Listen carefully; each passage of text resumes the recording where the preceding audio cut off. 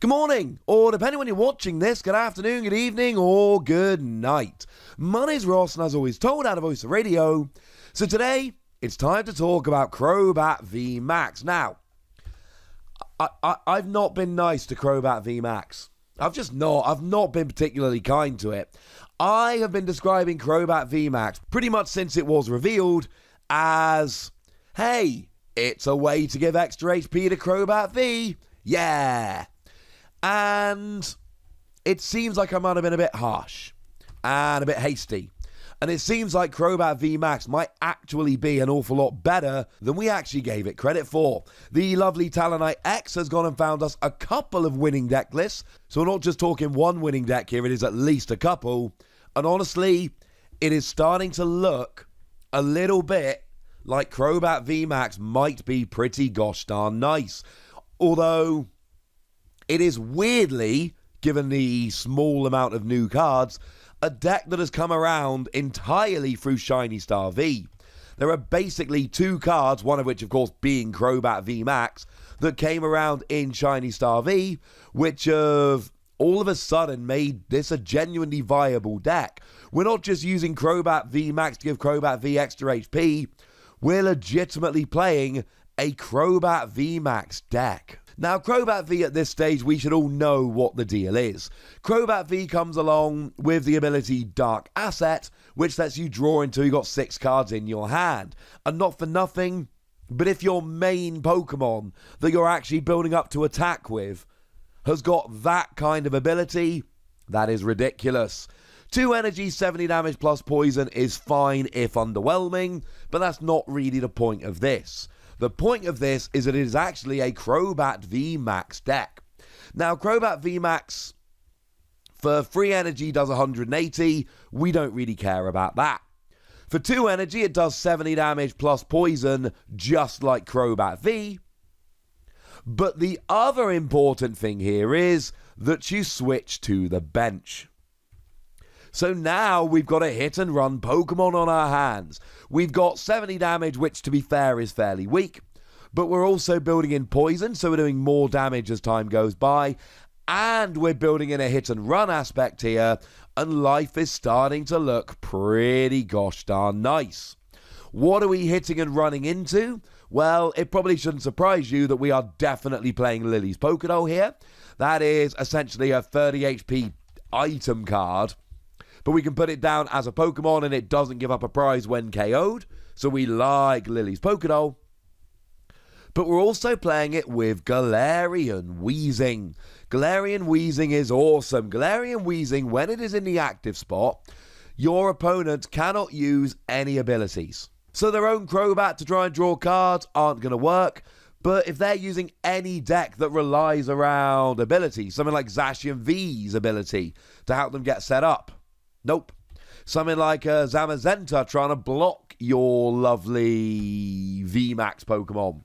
Nope. We do see a lot of decks that play Pokemon to draw and all of them get turned off. It's not just Pokemon V, it is all Pokemon.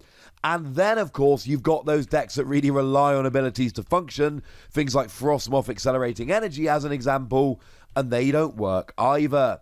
It is worth pointing out that Galarian Weezing does have an attack for 1 Darkness Energy that poisons and puts 4 damage counters on between turns.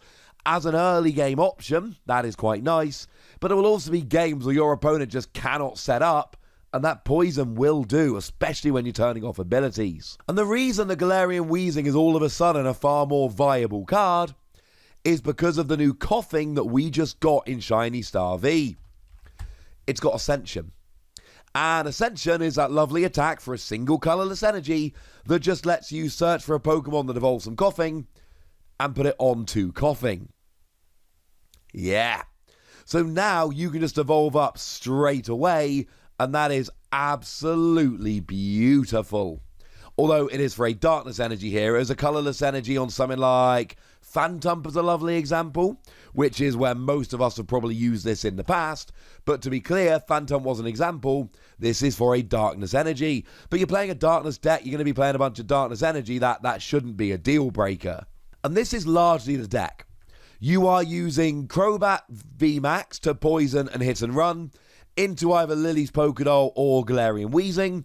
either stopping your opponent taking prizes or locking their abilities, depending on where you are in the game and what the board state looks at.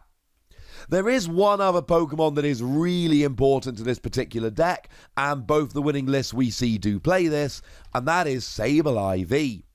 Because the biggest issue in this particular deck is damage output.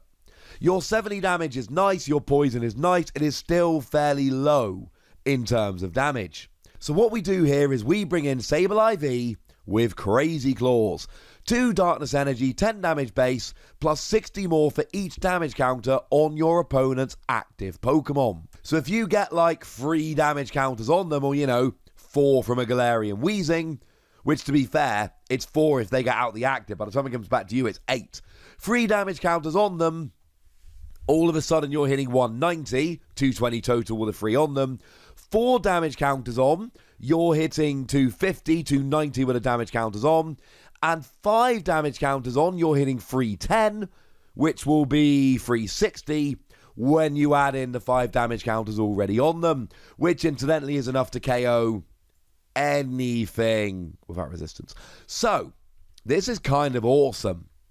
You got Crobat to hit and run, you got Galarian Weezing to turn off abilities, and then you got Sableye V to mop up. You're not always going to need Sableye V, let's be clear. It is not always going to be an essential card. Sableye V is here as a great option, just in case you can't get set up, just in case you can't get enough damage on the field, etc. You can just poison with Galarian Weezing and then smash with Sableye if you need to. It's not going to be your primary goal most games, but it is an option. Now, in terms of other Pokemon here, we do see a couple. I mean, one of the list doesn't play any others.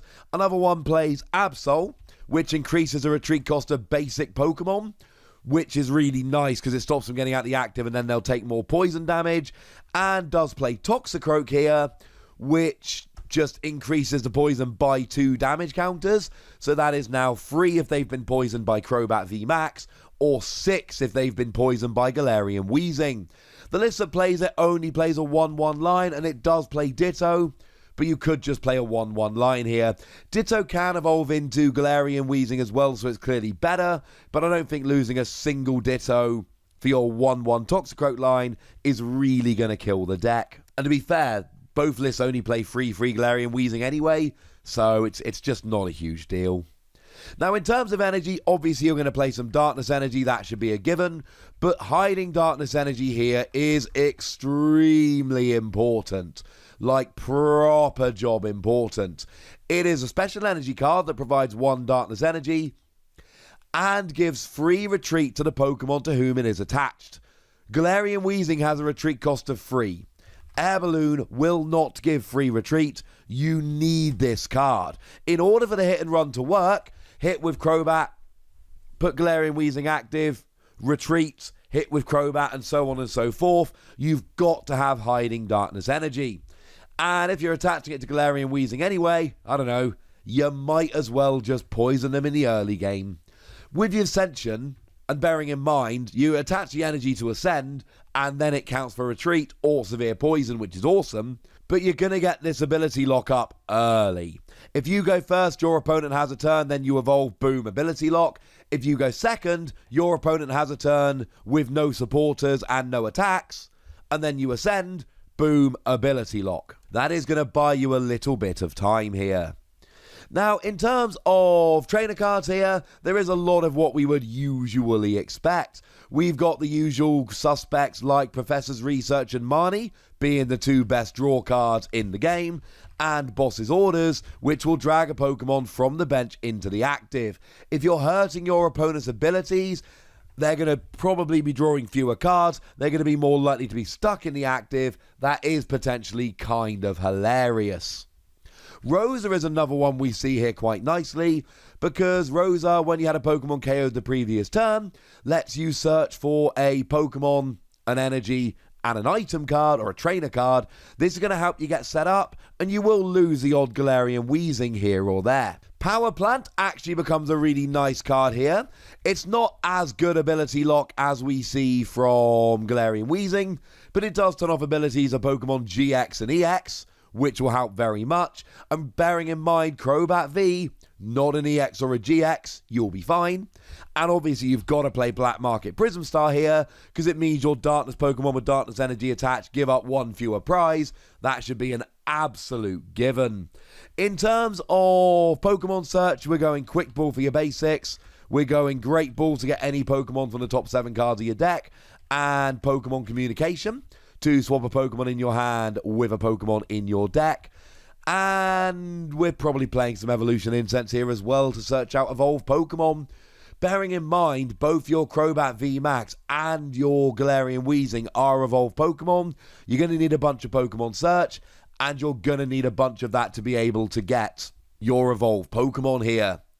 Switch becomes a pretty big card because, yes, you've got Hiding Darkness Energy, but you still need to switch Pokemon in and out the active. Switch is going to be awesome. It's one I would highly recommend. Reset Stamp becomes huge here because remember, when you reset stamp your opponent, you give them a new hand equal to their remaining prizes. But what they're going to be doing a lot of the time is searching for a Crobat or a Dedenne, or you've taken a KO, so they're going to use Oricorio, etc. By turning off their abilities, you take away their chance to do that, and that's kind of hilarious. This really is a deck where Reset Stamp is likely to have a bigger impact than the vast majority of decks in the format. We do also see Great Catcher being played here. It's more gusting, it only works for GXs, but again, you can trap stuff in the active and that's awesome. And we do actually see a rare sighting of Dangerous Drill. Now, it is an item card that lets you discard a Pokemon tool or special energy or stadium in play if you discard a Darkness Pokemon from your hand. This can be awesome for getting rid of Chaotic Swell and then playing something like Black Market Prism Star in the same turn. And obviously Lily's Pokédoll here are absolutely huge. Why would they not be? I should mention that the other list has a few differences. It's not quite as easy to make out, but there are a couple of cards worth mentioning. In terms of stadiums, we actually have the honestly not particularly widely played at all Dust Island here. Now, Dust Island is that stadium whereby if your opponent switches, the new Pokemon is still affected by the same special condition as the old one. So if you've got Quadruple Poison from Galarian Weezing and your opponent switches, it's got to be with a trainer card, I should add, not retreating. Then the new Pokemon will also have Quadruple Poison. Also, if you're using Absol, it's going to be more likely they do have to use a card to switch rather than just retreating.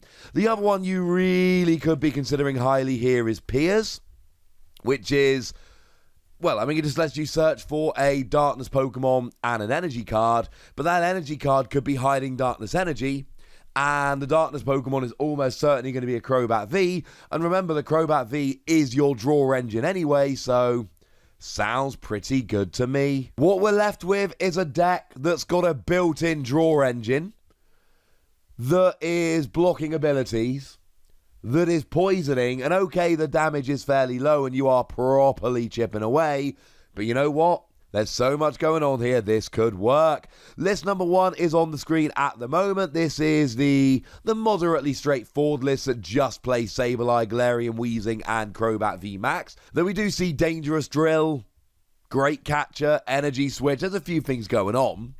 And then here is the other list, which isn't quite as clear. This one is a bit more techie. This one, you play Piers, you play Dust Island, you've got your Toxicroak line and your Absol. It's a little bit more tricked out.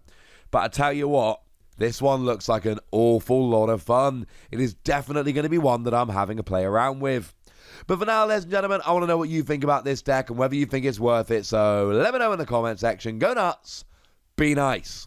And then make sure you like this video, subscribe to this channel, follow me on Twitter at TheWassy, and Twitch for some live action at twitch.tv/PTCG Radio. If you want to support the channel, get some bonus podcasts and all that good stuff, head on over to patreon.com/PTCG Radio, where you can do exactly that. But by far the most important thing, as always, look after yourselves till next time, would ya? Thank you very much for watching. My name's Ross, and you've been watching PTCG Radio.